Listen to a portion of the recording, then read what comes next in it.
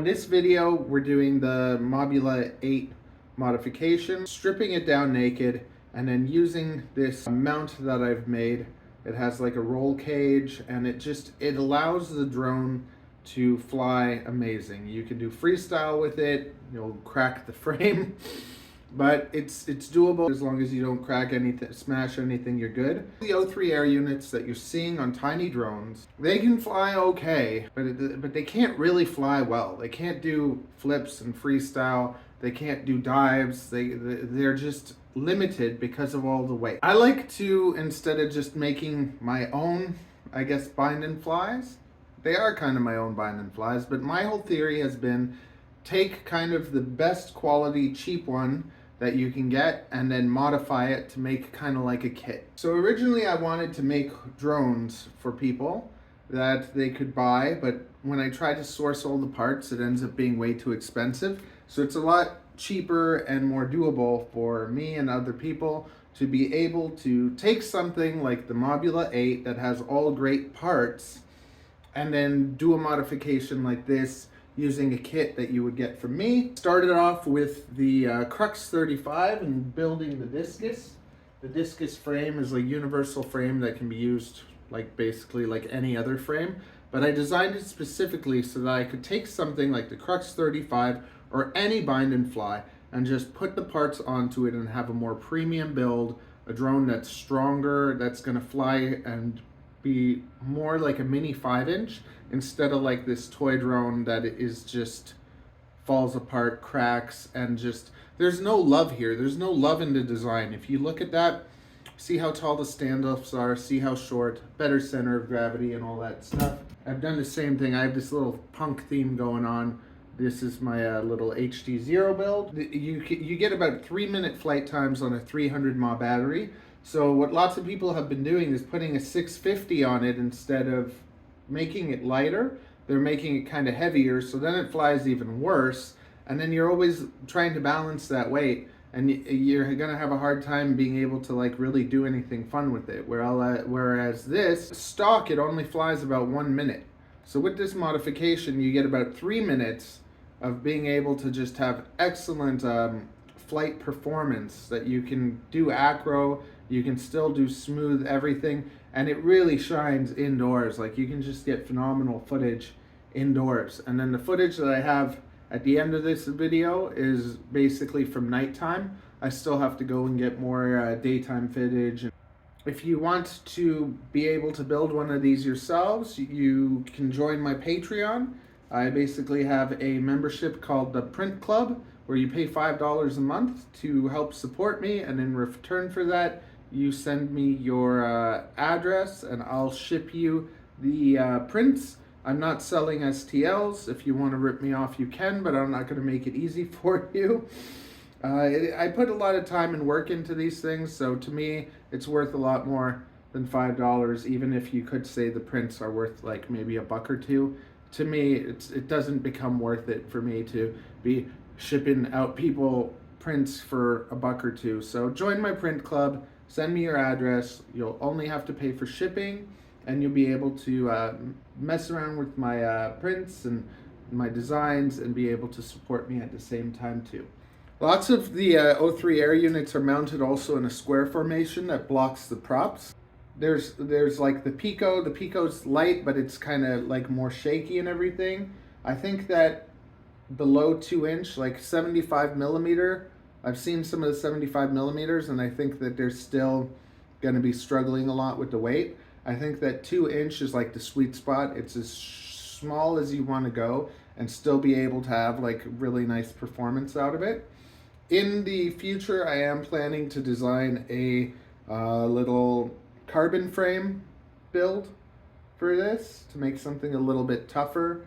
But for now, this is amazing. And I think it's the perfect drone for like doing indoor shots, you know, or outdoor crowds, concerts, stuff like that. Be able to fly something like this and feel totally safe. Also found these ND filters that clip onto the camera. There's a whole pack of them, a pack of 6. And honestly, like, these are important. They're more important than even like ND filters basically will allow you to shoot at a lower frame rate, so you'll get nicer looking footage. So if it's super sunny, you put a darker one and it's like sunglasses for your camera. It allows you to get much better footage. But even more importantly, this lens is easy to scratch. I scratched my other one and then it's done. So you're much better off having the ND filter kit because it has a clear one too. And even on a dark time, you can put the clear one on and just, they make your footage look better, but even more, they protect your lens. They keep your lens like new. So these are definitely worth getting a pile of these instead of having to always have to replace your lens. In the video, you'll see like I made like a CPU bumper like this. But the bumpers, I didn't really like them because they added too much weight. Every gram on these things, 1.5 grams. So the lenses are 0.5 grams. So it's just every single gram on builds like this you notice. So I wanted it to be kind of as light and sturdy as possible. And it's really good. It takes a hit really nicely. And okay, on with the build video. We're going to be taking apart the Mobula 8. I'm going to redesign the canopy, and we're going to strip apart the GoPro 003 and all that. Bolts are, I think they're metal.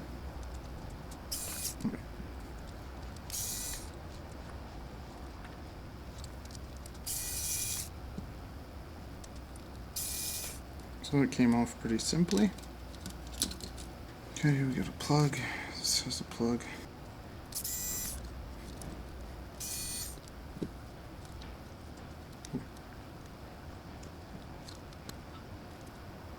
That's how we break our thing, huh? Be careful with that.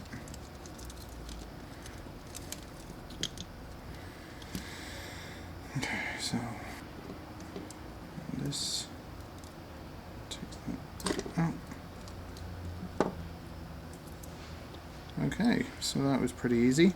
So now you can pause this video and go to my video of decasing the 03 unit, because I'm going to make this as a separate video and then we'll come back to this. So after a whole pile of garbage and experimentations, I got it down to something that works, but the bolts were too long and all that. So we got the final iteration here and some parts for it. So you can see this one, it's not that great. We're going to take it apart and make it better. So I'll take it apart and then I'll come back when I'm building it again. I'll put this thing together now. I've gone through a few iterations. As you can see, all these things. It took a while to get it to print properly. Then I tried doing kind of just a solid one. That wasn't really the greatest.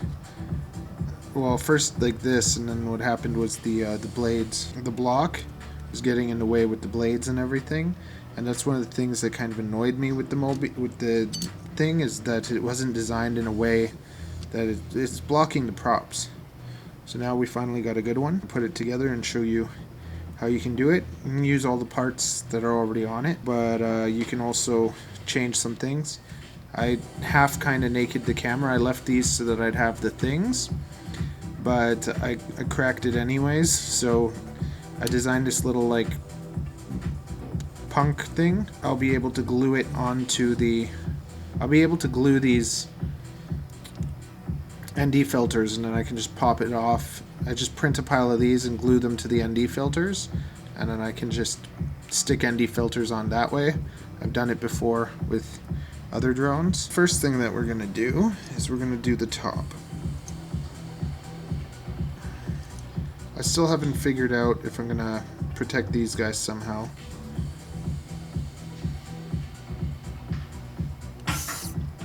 Oh wow, that's not fun.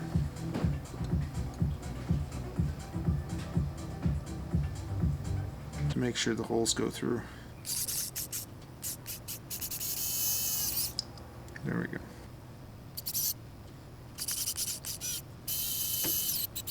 There we go. Okay, that's on nice. So that goes there. And these two, we're going to go through like this.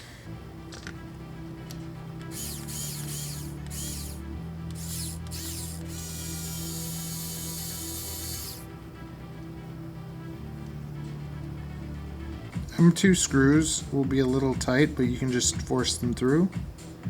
I already kind of pre-did that.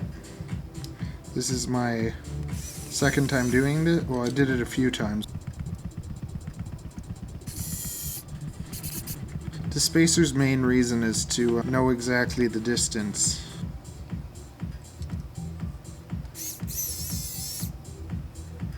As long as we have that much space in between them, we're safe. This is not for the lighthearted. It's a little bit finicky. Originally I was going to screw through all 4 holes.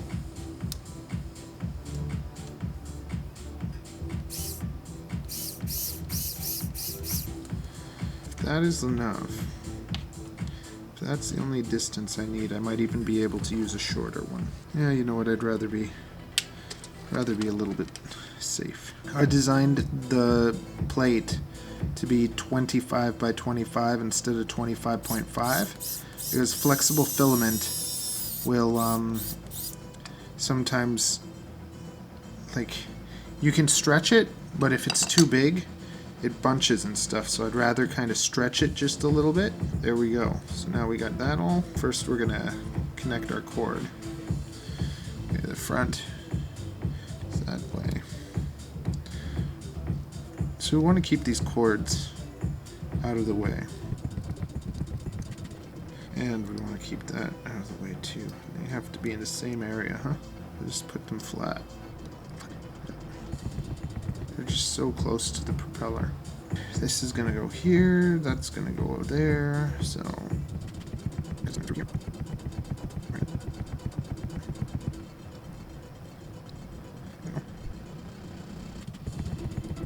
Might design protection for that, because if that cracks off your DJI board, ooh, that's poopy. There we go, looking good. So now what we do is we take one of these guys, we run it through the hole, and then we pull this through. Instead of trying to stick them through there, we go like this. So we have it through the hole, and we put it through that. And then we touch it with this with our finger. It's going in sideways. It's not what we want.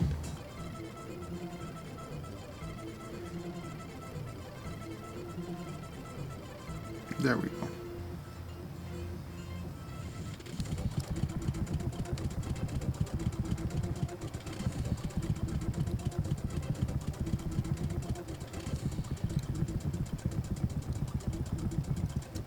Yeah, it's nice and tight.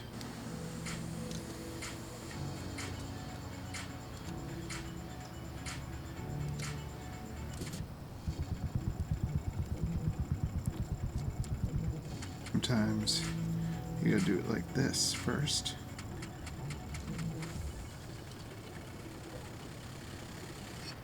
Haha, nice.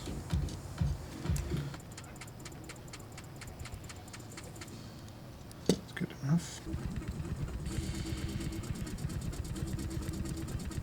The battery died. I'm not sure how much you got. I didn't use the holes that people use to mount stuff. I actually used the holes that the case screws into, so it's kind of like a half-naked cam. This way it screws right in there perfectly, and the other thing that this does is it allows me to tilt it up and down if I want, but it also allows me to have protection on that cord.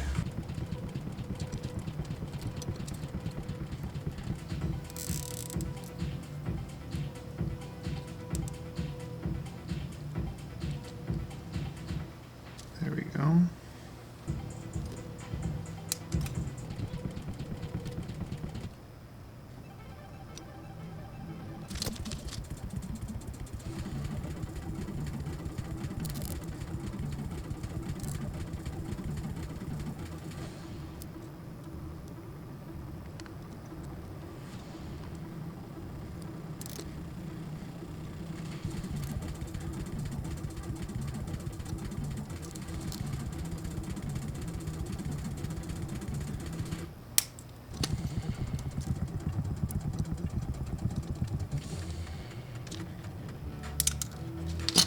There you go.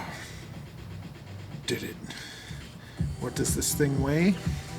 It's about 62 grams.